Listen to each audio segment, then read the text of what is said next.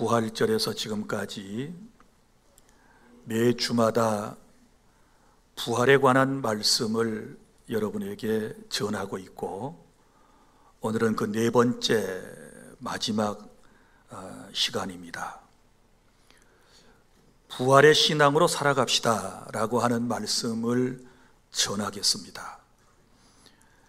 우리는 지금 신앙을 지켜나가기 힘든 세상에 살아가고 있습니다. 그 이유는 세상이 악하기 때문이고, 원수마귀는 제때가 얼마 남지 않았다는 것을 알고 있기 때문에 최후의 발악으로 성도들을 공격하기 때문인 것입니다. 뿐만 아니라 우리의 믿음이 너무나도 나약해져 있기 때문에 우리는 믿음을 지켜나가기가 사실은 어려운 것입니다.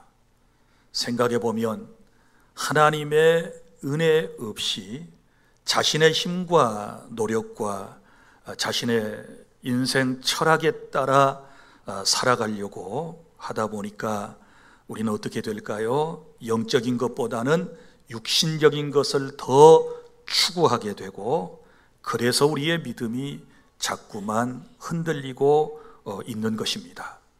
이러한 때에 우리가 해야 할 일이 무엇이겠습니까? 그것은 바로 우리가 원색적인 복음으로 무장하고 하나님을 믿는 믿음 안에서 하루하루를 살아가는 것입니다. 여러분, 원색적 복음이라고 하는 뜻은 주께서 우리에게 말씀하신 원래의 복음, 예수님의 십자가의 죽으심과 그리고 예수님께서 사망의 권세를 이기시고 다시 사신 부활의 복음을 말하는 것입니다. 여러분, 우리 교회 성지 답사팀은 약 11일 동안 성지를 답사하고 왔습니다. 맨 처음에 우리가 방문했던 곳이 바로 이탈리아 로마였습니다. 로마에서 우리가 간 곳은 우리 특별히 사도 바울과 직접적인 관련이 있는 곳인 사도 바울의 참수터 교회를 우리가 방문했습니다.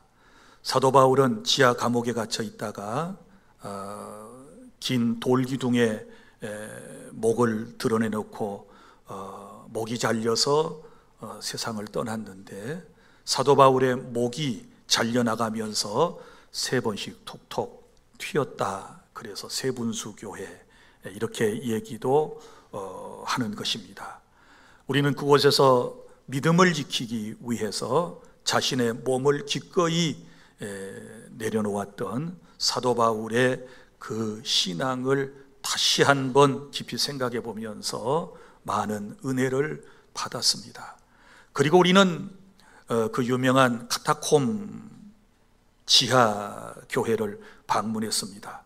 우리 기독교가 엄청난 박해를 받게 되었을 때 무려 250여 년 동안 신앙의 조상들은 자신들의 믿음을 지켜내기 위해서 지하의 감옥에, 지하의 무덤에 들어가서 그곳에서 태어나고 그곳에서 자라고 그곳에서 혼례를 치르고 그곳에서 신앙생활하고 그곳에서 결국은 묻혔던 바로 곳이었습니다. 믿음이 도대체 무엇이길래 그들은 수백 년 동안 그 지하의 공동묘지에서 신앙생활하며 주님을 섬겼던 것일까? 또 콜로세움 경기장을 우리가 원형 경기장을 밖에서 보았습니다.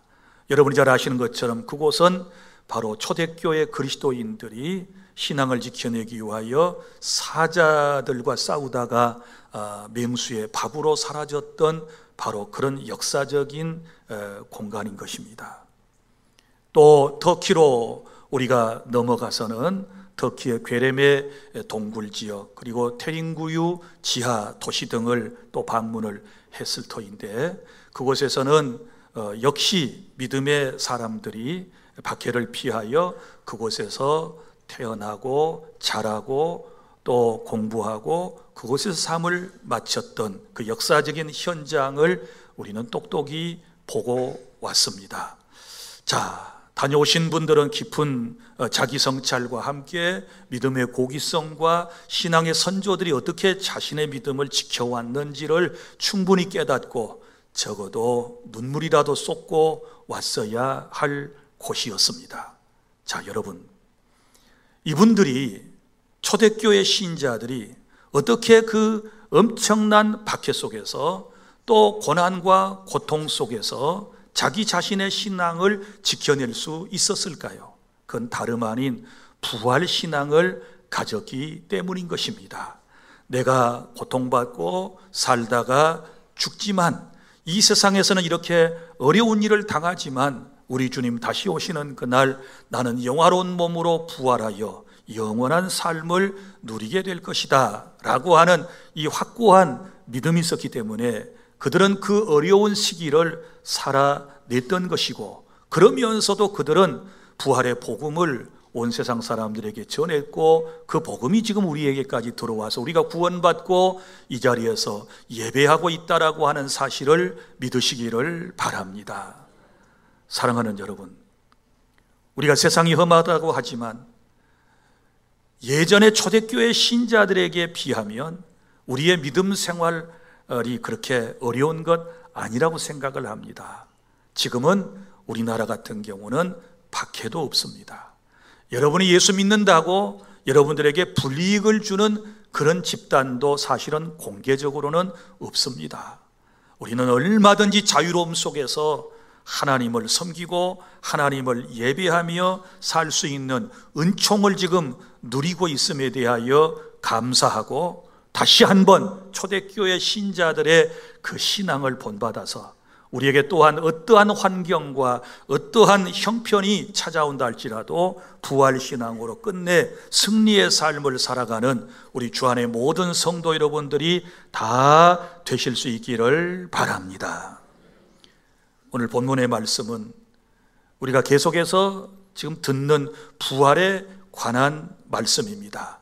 첫째는 50절부터 53절까지 말씀, 주님이 재림하실 때 부활이 있다라고 하는 말씀이 기록되어 있습니다. 자, 주님이 재림하실 때에 왜 사람이 부활을 해야 하는가에 대한 말씀이거든요. 여기 말씀을 정리하면 이런 내용입니다. 혈과 육으로 구성된 현재의 몸을 가지고는 완성된 하나님의 나라에 들어가서 살 수가 없어요. 그래서 하나님의 나라를 유업으로 받을 수 없다, 이렇게 말씀을 했습니다. 새로운 세상, 새로운 환경에 들어가기 위해서는 반드시 주님께서 우리에게 말씀하신 것을 우리가 거쳐야 되는데, 그 첫 번째가 뭐냐? 우리 주님이 마지막 나팔 소리와 함께 이 땅에 오시거든요. 이걸 우리는 재림이라고 그래요. 주님이 재림하실 때에 두 가지 놀라운 일이 일어난다고 성경은 말씀을 하고 있는데, 먼저는 주님이 재림하실 때까지 살아남아 있는 사람들입니다. 살아있다가 주님을 만나는 사람도 있을 것 아니겠습니까? 그런 사람들은 어떻게 될까요? 영생의 부활에 참여할 수 있도록 신령한 몸으로 순식간에 변화되어서 결국은 공중에 끌려 올림을 당하여 주님을 만나게 될 것이다, 이렇게 말씀을 해 주셨고, 그 다음에 또 한 부류의 사람들이 있지요. 이미 예수님을 믿고 죽은 사람들이에요. 그 사람들은 지금 무덤에 있는 것입니다. 자, 그 사람들은 어떻게 될까요? 다시는 썩지 아니할 새로운 몸으로 살아난다, 부활하여서 예수님을 만나게 된다, 이렇게 말씀을 해 주셨습니다. 그래서 53절에 보면 이 썩을 몸이 반드시 썩지 아니할 몸, 죽지 아니할 몸으로 변화한다라고 말씀을 하셨는데, 이 신앙에 대한 확고한 믿음을 여러분이 가지실 수 있기를 바랍니다. 주님이 다시 오실 때, 여러분, 다시 말하지만 살아있는 우리는 신령한 몸으로 변화해서 주님을 만나고, 이미 죽었던 사람은 다시 새로운 몸으로 부활해서 주님을 만나 영원한 삶에 들어간다라고 하는 것이 우리 주님이 우리에게 말씀하신 원색적인 복음이라고 하는 사실을 믿고 확신하시기를 바랍니다. 그 다음에 둘째는 54절부터 57절까지 말씀입니다. 이 부활의 의미, 부활이라고 하는 것은 우리에게 승리를 가져다 주었다라고 하는 것입니다. 예수님의 부활과 그리고 그의 뒤를 이어 우리가 부활하게 될 것인데, 이 부활은 첫째, 사망에 대한 승리이다. 54절부터 55절까지의 말씀을 하고 있습니다.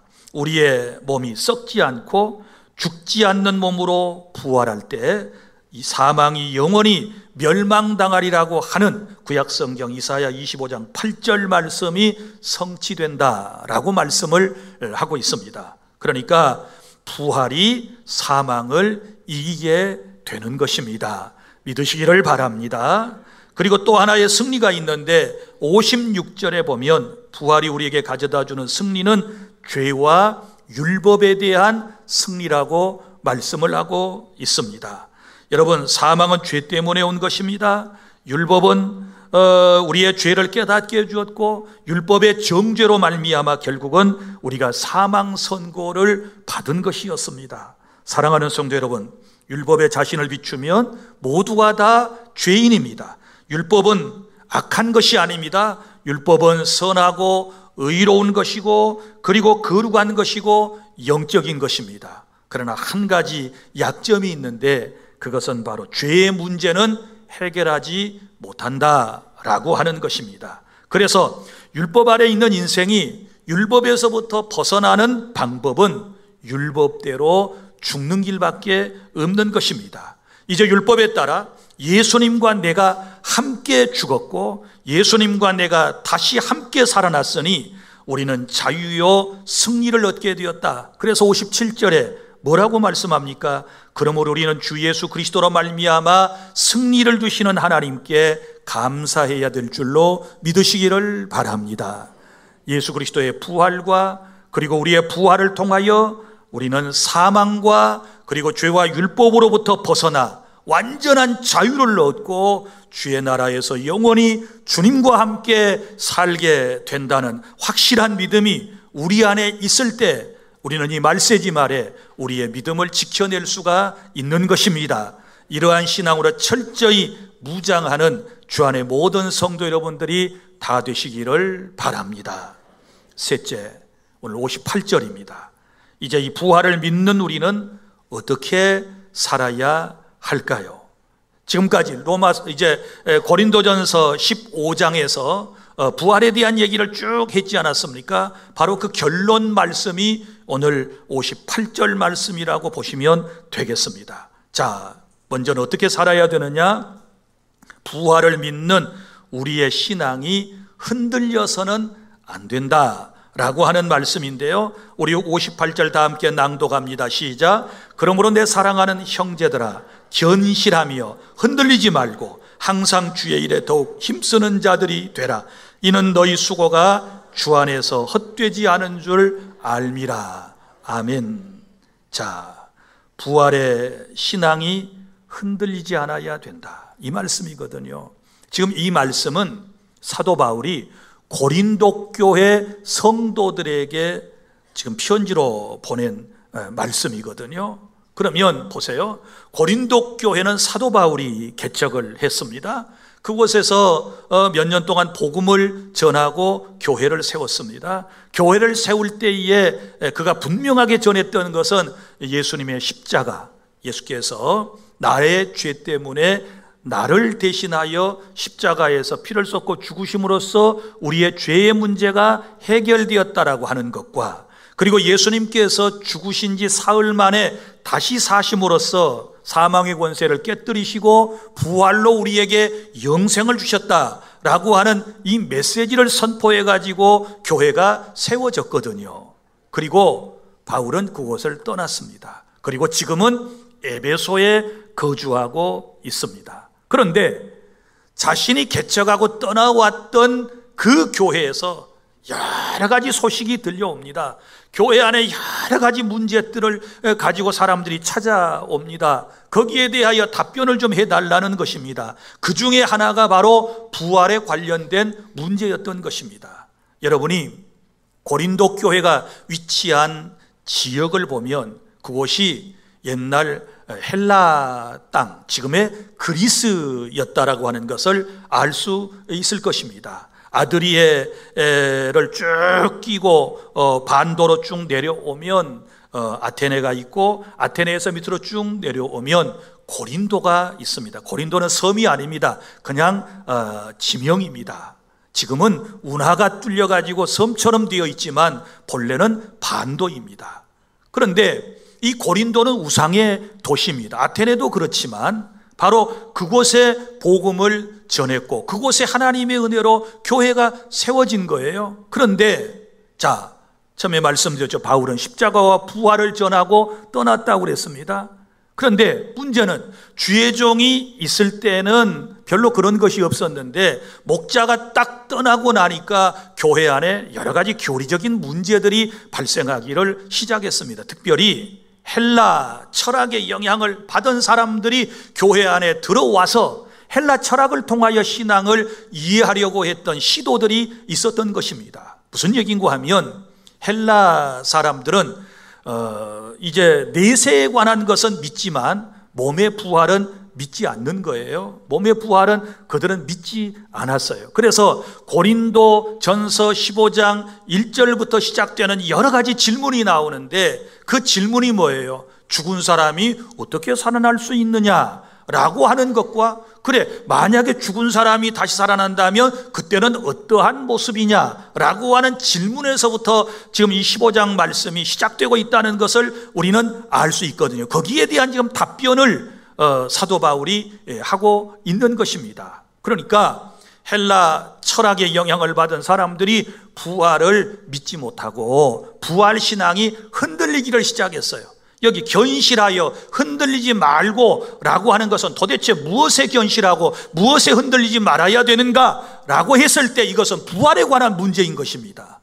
사랑하는 성도 여러분, 오늘 저와 여러분이 이곳에 와서 지금 예배를 하고 크리스천이라고 여러분이 지금 스스로 생각을 하고 있는데 여러분들에게 부활 신앙은 어떻습니까? 세상에 살다 보니까 세상의 것만 여러분들이 관심이 있고 세상의 것만 추구하고 세상의 쾌락만을 원하고 그것만 쫓아가며 살아가다 보니까 죽음이라는 것도 까마득하게 잊어버리고 우리의 최종적인 결론인 부활 후에 영원한 하나님의 나라조차도 잊어버리고 여러분 세속적인 삶을 우리가 살아오고 있었던 것이 아닌가, 자기 성찰을 분명히 해야 할 때인 줄로 믿으시기를 바랍니다. 언제부터인가 내 안에서 부활 신앙이 사그라졌다면, 흔들리고 있다면, 사람이 죽었다가 어떻게 다시 살아날 수 있어? 그건 말도 안 돼. 그건 과학적으로도 힘든 거야. 이렇게 얘기를 한다면 틀림없이 여러분의 신앙은 지금 흔들리고 있는 것입니다. 사랑하는 여러분, 견실하십시오. 하나님의 말씀 위에 서시기를 바랍니다. 주님이 우리에게 말씀하신 대로 믿으시기를 바랍니다. 그리하여 이제는 흔들림이 없이 부활 신앙을 가지고 저와 여러분은 승리해야 될 줄로 믿으시기를 바랍니다. 사람은 죽지만 다시 삽니다. 그리고 죽음 이후에, 부활한 이후에 심판이 있다라고 하는 것은 주님이 우리에게 말씀해 주신 바이기 때문에 우리는 추워도 의심 없이 이 사실을 믿고 받아들여야 될 줄로 믿으시기를 바랍니다. 여러분, 견실하여 믿음에 굳게 서서 흔들리지 말아라, 이렇게 주님께서 우리에게 말씀을 해주셨는데요, 여기 흔들리지 말아라 그랬잖아요. 우리 예수님을 믿다가 부활신앙뿐만 아니라 여러 가지 상황에서 흔들릴 때가 너무 많이 있다는 것을 저는 잘 알고 있습니다. 왜 주의 일을 하다가 하나님을 섬기다가 여러분의 신앙이 흔들립니까? 나름대로 주의 일을 열심히 했는데 칭찬과 보상은커녕 사람들에게 시기와 질투의 대상이 되고 비난의 대상이 되었을 때 우리의 신앙은 자꾸만 흔들릴 수가 있는 것입니다. 뿐만 아니라 열심히 기도했는데 응답은 없고 상황은 점점 더 악화되어 가고 이런 형편에 처하게 되면 내 믿음이 잠깐 동안이라도 누구나 다 흔들림을 경험할 수 있었을 거예요.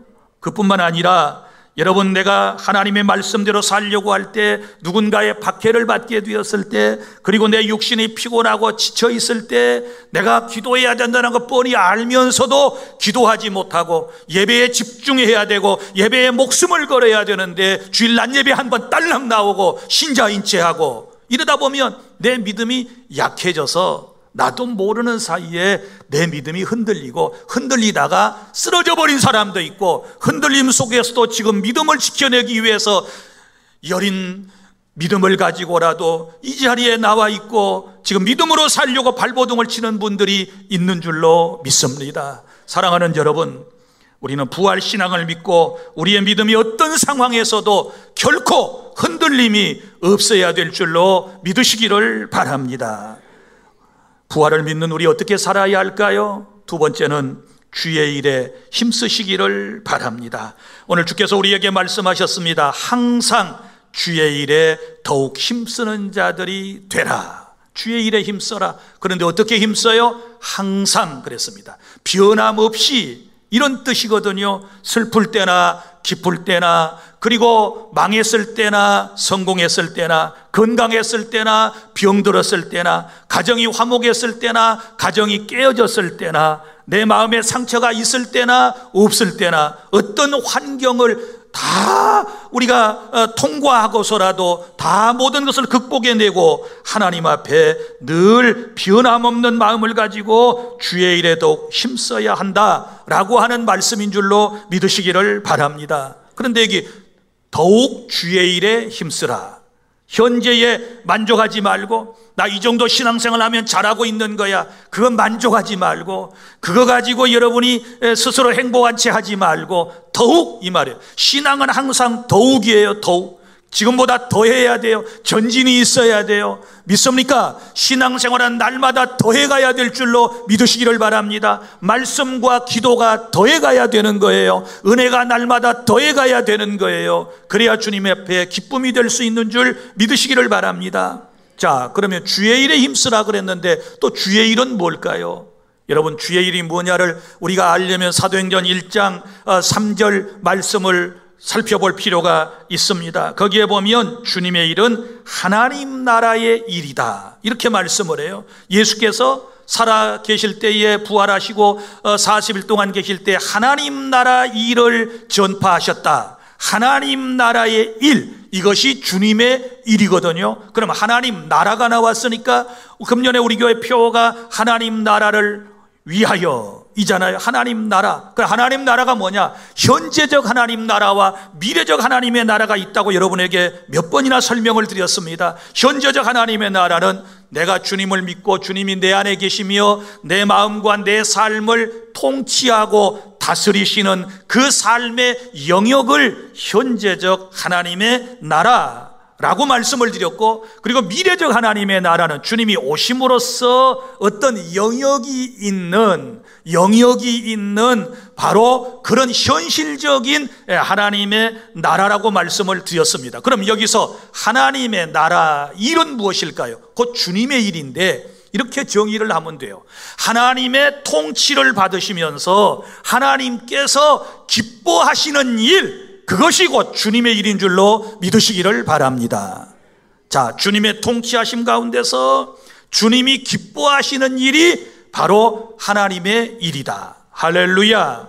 그러니까 여러분이 착각하지 마셔야 할 것은 주의 일, 하나님의 일, 그러면 교회 안에서만 하는 일, 목사와 선교사들과 교회 중직자들만 하는 일, 이렇게 생각을 하면 이건 성경을, 하나님의 뜻을 잘못 이해한 거예요. 하나님의 일의 개념은 결코 그런 게 아닙니다. 하나님이 기뻐하시는 일이 곧 하나님의 일이고 주님의 일이에요. 그러면 우리가 내 삶의 전체적인 영역에서 지금 여러분들이 하고 있는 일이 한번 생각해 봐요. 무슨 일을 하든지, 먹든지 마시든지 무엇을 하든지 다 하나님의 영광을 위해 하라, 고린도전서 10장 31절의 말씀을 하셨는데, 지금 내가 하고 있는 일이 하나님이 기뻐하시는 일인가? 그러면 주님의 일이에요. 믿습니까? 그러나 지금 내가 좋다고 하고 내가 기뻐서 하고 하는데 이게 하나님하고는 관련이 없어요. 내 좋아서 내 만족을 위해서 내 출세와 내 이름과 내 성공을 위해서 하는 일이라면 주님 나라하고는 아무런 상관도 없는, 그건 하나님의 일도 아닌, 아무런 그것도 하나님 앞에 인정받을 수 없는 일이라고 하는 사실을 여러분이 깨달을 수 있기를 바랍니다. 다시 한번 점검해 보세요. 지금 여러분의 삶의 모습 속에서 어떤 것이 하나님의 일이고 어떤 것이 여러분 자신의 일이라고 생각합니까? 우리의 모든 것, 먹든지 마시든지 무엇을 하든지 다 그랬으니까 우리의 삶의 모든 궁극적인 목적은 오직 하나님의 영광을 위해서, 하나님을 기쁘시게 하기 위해서 살아가는 삶인 줄로 믿으시기를 바랍니다. 사랑하는 성도 여러분, 여기 한 가지 또 기억해야 할 것이 있어요. 주 안에서 너희 수고가 헛되지 않는다.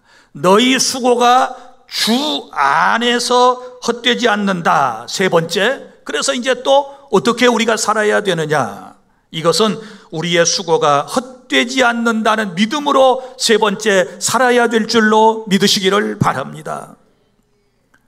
사랑하는 성도 여러분, 여기 우리의 수고가 있습니다. 주 안에서 수고해야 한다라고 성경은 우리에게 강조를 하고 있습니다. 여러분들이 주 안에서 주의 이름으로 누군가 이웃을 섬겼다면 바로 하나님께서 그 일을 기억하시고 여러분의 수고가 헛되지 않도록 이 땅과 하나님의 나라에서 보상과 상급으로 함께해 주실 줄로 믿으시기를 바랍니다. 그래서 우리 주변에 힘들고 어려운 사람들, 지역에 소외된 사람들을 우리는 정성을 다하여 섬겨야 하나님께서 기뻐해 주실 줄로 믿으시기를 바랍니다. 그리고 또한 주님의 몸인 교회를 위하여 헌신하시고 수고한 모든 수고가 결코 헛되지 아니할 줄 믿습니다. 교회 공동체가 무엇입니까? 주님의 몸인 공동체라고 그랬습니다. 우리 주님이 2번 성육신을 하셨다고 흔히들 얘기를 해요. 그건 무슨 얘기인고 하면 이런 얘기예요. 2000년 전에 우리를 죄에서 구원하기 위해 유대 땅 베들레헴 말구유의 인생으로 사람으로 오신 것이 첫 번째 성육신이고, 그 다음에 두 번째는 예수님께서 십자가에 죽으시고 부활 승천하시면서 구속사역을 다 마치시고 난 이후에 이 땅에 자신의 몸인 교회를 두고 가셨어요. 할렐루야. 그래서 교회는 예수 그리스도의 제2의 성육신 현장이라고 그러는 것입니다.